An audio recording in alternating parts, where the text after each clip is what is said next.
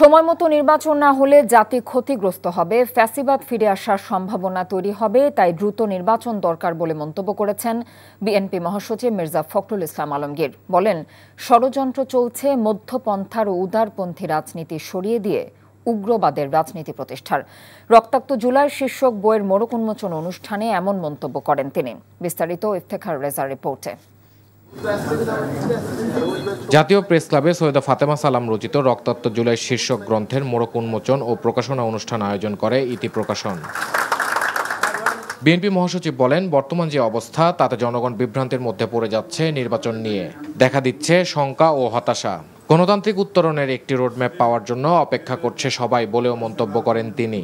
আজকে যদি নির্বাচন বন্ধ করা হয় বা নির্বাচন না হয়, তাহলে এই জাতি প্রচণ্ড রকমের ক্ষতিগ্রস্ত হবে এবং ফ্যাসিবাদের ফিরে আসার সম্ভাবনা অনেক বাড়বে।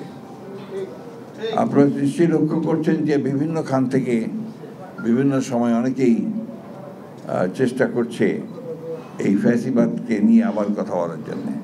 মির্জা ফখরুল বলেন, নির্বাচন নিয়ে চক্রান্ত চলছে, তা অতিক্রম করে ক্ষমতায় যেতে হবে বিএনপিকে।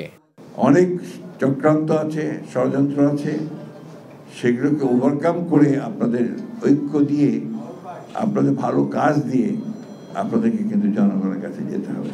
একটা ষড়যন্ত্র চলছে, সেই ষড়যন্ত্রটা হচ্ছে যে এই মধ্যপন্থা রাজনীতি, উদারপন্থী গণতন্ত্র তাকে সরিয়ে দিয়ে একটা উগ্রবাদের রাজনীতিকে নিয়ে আসা বাংলাদেশে। শহীদ রাষ্ট্রপতি জিয়াউর রহমানের মাজারে ফিজিওথেরাপি অ্যাসোসিয়েশন অব বাংলাদেশের নবনির্বাচিত কমিটির শ্রদ্ধা নিবেদন ও দোয়া মাহফিল শেষে বিএনপির স্থায়ী কমিটির সদস্য জাহিদ হোসেন বলেন, জনগণের ভোটে নির্বাচিত সরকার আগামী দেশ গঠনে মানুষের প্রত্যাশা পূরণ করবে। Iftekhar Reza, NTV news, Dhaka. Bundle থাকলে প্রতি সেনমানিতে টাকা বাঁচবে।